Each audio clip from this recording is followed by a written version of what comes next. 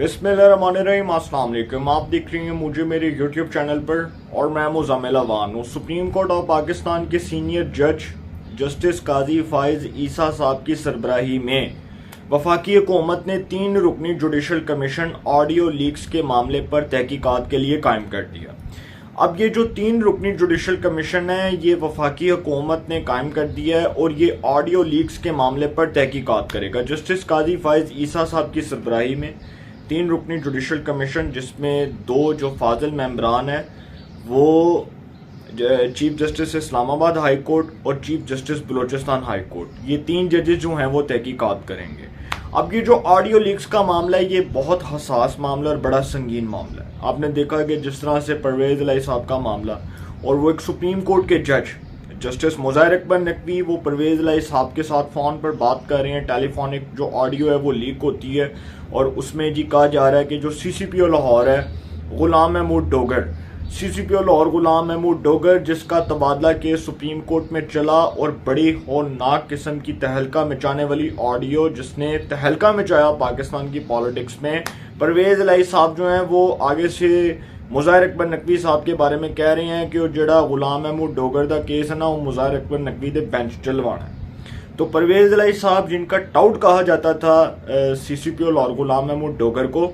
और उसको कहा जाता था कि वो परवेज इलाही का टाउट है, इसलिए कहा जाता था क्योंकि वो जो करता था वो परवेज इलाही के कहने पर करता था। तो जिस तरह से ये सारा कुछ हुआ उसके बाद आपने देखा कि मोहतरम फाजिल chief justice of Pakistan justice Umar Ata Bandial की जो सास हैं महाजबीन नून और इमरान खान साहब के वकील ख्वाजा तारिक रहीम की एहलिया राफिया तारिक, इन 2 खवातीन की ऑडियो लीक होती है, इसकी भी तहकीकात होंगी। परवेज इलाही साहब मुज़ाहिर अकबर नकवी साहब की ऑडियो पर तहकीकात होंगी। उसके बाद जो आबिद ज़ुबैरी साहब हैं सुप्रीम कोर्ट बार के सदर, उनकी जो गुफ्तगू लीक हुई, जो उनकी ऑडियो लीक हुई, उसके ऊपर तहकीकात होंगी। लाहौर के जो हैं वो लाहौर हाई कोर्ट बार के आई थिंक जो सदर हैं इश्तियाक खान साहब हैं, तो उनकी ऑडियो के ऊपर भी सुना तहकीकात होंगी। तो सर मामला बड़ा गंभीर हो गया और हुकूमत ने कैसे मौके के ऊपर ऑडियो लीक्स पर तहकीकाती कमीशन बनाया और हुकूमत समझती है कि ये जो तहकीकाती कमीशन है ये गैर जानिबदाराना तहकीकात करेगा, इसमें कोई जानिबदार शख्स नहीं है, वो शख्स नहीं है जिसके ऊपर कोई इल्ज़ामात हैं, इसमें कोई एजाजुल एहसन साहब नहीं है, इसमें कोई मुनीब अख्तर साहब नहीं है, इसमें कोई मुज़ाहिर अकबर नकवी साहब नहीं है। इसलिए उनका नाम लिया क्योंकि कोई कल को ये उंगली नहीं उठा सकता और मुखालिफ क्या कोई भी दोनों साइड से दोनों फरीकैन में से कोई भी ये नहीं कहेगा कि ये जजेस ने तहकीकात ठीक नहीं की। क्योंकि अगर होता कि वो जजेस होते जिनके ऊपर एतराज़ात होते तो शायद तहरीक इंसाफ एतराज़ात लगा देती और एतराज़ात दायर करती और कहती कि जी हमें इस कमीशन पर एतबार नहीं है। लेकिन चूंकि अब ये जो कमीशन है ये अपनी रिपोर्ट जमा करवाएगा और ये रिपोर्ट जमा करवाने के बाद इस पर फैसला होगा इस रिपोर्ट पर क्या काम होता है। लेकिन उससे पहले मैं आपको एक बात बता दूं कि मुतनाज़ा ऑडियोज़ ने चीफ जस्टिस और जजेस की गैर जानबदारी से मुतल्लिक संगीन खदशात पैदा कर दिए। अदलिया को अपनी साख की बहाली के लिए तहकीकात करना लाजमी है। नोटिफिकेशन का मतन, ये नोटिफिकेशन का मतन है। तो कमीशन जी अपनी रिपोर्ट 30 दिन के अंदर वफाकी हुकूमत को पेश करेगा। वकील और सहाफ़ी के दरमियान बातचीत की ऑडियो लीक की तहकीकात होंगी। जैसा कि मैंने आपको बताया कि सुप्रीम कोर्ट बार के सदर आबिद ज़ुबैरी जो उनकी ऑडियो लीक हुई उसके ऊपर हुकूमत कहती है कि हम इन्वेस्टिगेशन करवाएंगे, और वो वकला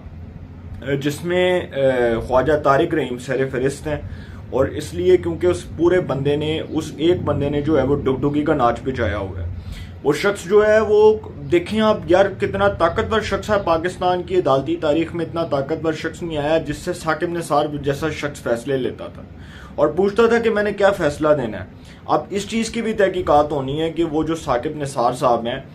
जो पाकिस्तान की अदालती तारीख के आई थिंक एक बदनुमा दाग समझे जा रहे हैं, इसलिए क्योंकि जो मौसूफ ने अपने दौर में करतूत किए हैं,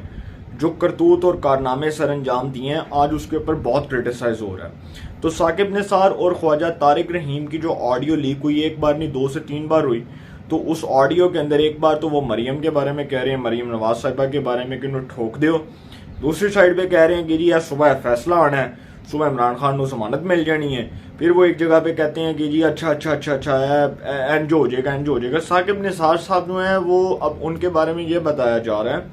کہ وہ دراصل خواجہ طارق رحیم سے جو ہے وہ ہدایات لیتے ہوتے تھے اور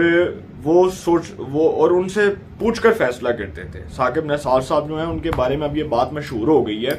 کہ وہ خواجہ طارق رحیم صاحب سے فیصلے لیتے تھے، فون کے اوپر پوچھتے تھے کہ جی کی فیصلہ دینا ہے دسو، پھر تسی جو کہو گے اسی وہی فیصلہ کر دیں گے. تو اب یہ جو ساری چیزیں ہیں یہ سر آپ کے سامنے ہے. اور کمیشن جی سوشل میڈیا پر لاہور ہائی کورٹ کے چیف جسٹس امیر پٹی کے داماد علی افضل سائی کی عدالتی کارروائی پر اثر انداز ہونے کی تحقیقات کرے گا. یہ ایک واقعہ تھا جی، اس کے بارے میں بھی میں آپ کو بتا دیتا ہوں کہ لاہور ہائی کورٹ کے چیف جسٹس ہیں جسٹس امیر پٹی صاحب، ان کے داماد علی افضل سائی کو گرفتار کیا گیا اور گرفتار کرنے والے ایس ایچ او کو انہوں نے معطل کر دیا اور اس کو توہین عدالت کا نوٹس جاری کر دیا. اب یہ اندازہ لگائیں کہ اس پاکستان میں آئین اور قانون جو ہے اس کی کیسے دھجیاں بکھیری جا رہی ہیں کہ ایک جانب تو امیر بٹی صاحب جو ہے وہ ملتان بار سے خطاب کرتے ہوئے ان وکلاء کا حوالہ دے رہے ہیں، اے کے ڈوگر کا حوالہ دے رہے ہیں. اے کے ڈوگر بڑے مایہ ناز وکیل تھے، بہت ان کا وکالت کے اندر بڑا نام تھا، پھر اس کے بعد انہوں نے 2-3 وکلاء کے بھی نام دیے. لیکن سر امیر بٹی صاحب پتہ نہیں کس منہ سے یہ باتیں کر رہے تھے. بہت اچھا ہوتا کہ وہ اپنے داماد کے اثر انداز ہونے کی تحقیقات کرتے اور دکھاتے قوم کو کہ یہ ایک مثال بن گیا کہ لاہور ہائی کورٹ کا چیف جسٹس امیر بٹی اس نے اپنے داماد کو نہیں چھوڑا اور عدل و انصاف کے جو پیمانے ہیں اس کو برابری کی سطح پر رکھا ہے، عدل و انصاف کے مطابق فیصلہ کیا ہے. لیکن امیر بٹی صاحب کیا کرتے ہیں جی، جب ان کے داماد علی افضل سائی صاحب کو گرفتار کیا جاتا ہے تو علی افضل سائی صاحب جو ہیں ان کو گرفتار کرنے والے ایس ایچ او کو تو عدالت کا نوٹس جاری کر دیا جاتا ہے اور کہا جاتا ہے کہ جی کنٹیمپٹ آف کورٹ لگا دو. اور یہی امیر بٹی صاحب یہ جو کچھ دن پہلے انہوں نے عمران ریاض خان نامی یوٹیوبر، صحافی تو نہیں میں ان کو کہوں گا، یوٹیوبر کہوں گا کیونکہ انہوں نے صحافت میں جو نام خراب کر لیا اس کے بعد میں ان کو اس طرح سے نہیں بلا سکتا، تو عزت کے ساتھ ان کا نام لیا عمران ریاض خان صاحب کا. تو عمران ریاض خان صاحب کی بازیابی سے متعلق لاہور ہائی کورٹ میں جو درخواست تھی اس پر سماعت ہو رہی تھی، تو امیر بٹی صاحب نے آئی جی پنجاب عثمان انور صاحب کو مخاطب کرتے ہوئے کہا کہ یہ جو عمران ریاض خان ہے اس کو کب رہا کرنا ہے آپ بتا دیں. ایک دن پکڑتے ہیں، اگلے دن پھر رہا کر دیتے ہیں، پھر پکڑ لیتے ہیں. تو انہوں نے کہا آگے سے آئی جی پنجاب نے بڑا آپ سمجھ لیں کہ شائستہ انداز میں جواب دیا. انہوں نے کہا کہ اب ایک شخص جو ہے وہ خود گرفتاری دینے آیا ہوا ہے، وہ خود چھپا ہوا ہے اور وہ خود کہہ رہا ہے کہ جی مجھے پکڑ لو، اور وہ خود کہتا ہے کہ جی میں اپنی گرفتاری کو ایسے جو ہے وہ اپنی گرفتاری کے بارے میں ایسے بات کروں، اور وہ دکھاتا ہے کہ جی مجھے تو پولیس نے پکڑا. بے ایک شخص خود جو ہے وہ چھپا ہوا ہے، تو اب ہم کیا کر سکتے ہیں. تو امیر بٹی صاحب جو ہیں وہ جی آگے سے خاموش ہو گئے. تو اب یہاں پر سوال یہ بنتا ہے کہ یہ جو سلسلہ چل پڑا ہے، جس طرح سے عمران خان صاحب کو ریلیف کے بنڈل پیکیجز ملتے رہے، لاہور ہائی کورٹ سے ان کو بار بار عبوری ضمانتیں ملتی رہیں، انسداد دہشت گردی کی عدالت سے ان کو ضمانتیں ملتی رہیں، تو شاہخانہ کیس میں ان کو ضمانت مل گئی، اس میں ان کو ریلیف مل گیا، اس میں ان کی جو ہے وہ فرد جرم کی جو کارروائی تھی اس کو روک دیا گیا. تو سر یہ جو سارا کچھ ہو رہا ہے، یہ جس طرح سے ہو رہا ہے، اب ان تمام چیزوں کی تحقیقات ہوں گی. اور حکومت نے ایک ایسے موقع پر ایک زبردست کارڈ کھیلا ہے کہ جسٹس قاضی فائز عیسیٰ جو میرا خیال ہے کہ پریشرائزڈ ہو کر تو کبھی بھی فیصلہ نہیں کرتے، اور انہوں نے آج تک کبھی بھی پریشرائزڈ ہو کر فیصلہ نہیں کیا، اور انہوں نے ہمیشہ آئین اور قانون کے مطابق فیصلہ کیا. تو ایک ایسے جج کو کمیشن کا سربراہ بنا دیا گیا ہے جس نے دنوں کے اندر جو ہے وہ رپورٹ کے اوپر فیصلہ دے دینا ہے. تو دنوں کے اندر جب اس رپورٹ کے اوپر فیصلہ آئے گا تو بہت سے لوگ جو ہیں ان کے چہرے کی مائیاں اڑ جائیں گی اور ان کو پتہ نہیں چلے گا ان کے ساتھ ہوا کیا. تو فائز عیسیٰ صاحب جو ہیں وہ اس حوالے سے بہت دبنگ جج سمجھے جاتے ہیں، اور لاہور ہائی کورٹ کے جو چیف جسٹس ہیں جی ان کے داماد کے خلاف بھی تحقیقات ہوں گی، اور کمیشن چیف جسٹس کی ساس اور عمران خان کے وکیل کی اہلیہ کے درمیان ہونے والی مبینہ آڈیو لیک کی تحقیقات کرے گا. اب اس میں ایک جو ہے نا ایک lesson chief justice of Pakistan justice Umar Ata Bandial صاحب کے لیے بھی ہے کہ ان کے لیے مشکلات اس لیے کھڑی ہو گئی ہیں کہ ایک جانب تو پاکستان بار کونسل جو وکلاء کی سب سے بڑی باڈی ہے، سب سے توانا آواز سمجھی جاتی ہے، اب وہ یہ بات کر رہی ہے کہ چیف جسٹس صاحب جو ہیں انہوں نے جسٹس قاضی فائز عیسیٰ صاحب کو بینچ میں شامل نہ کر کے، سیاسی کیسز جو ہوتے ہیں اس میں بینچز میں شامل نہ کر کے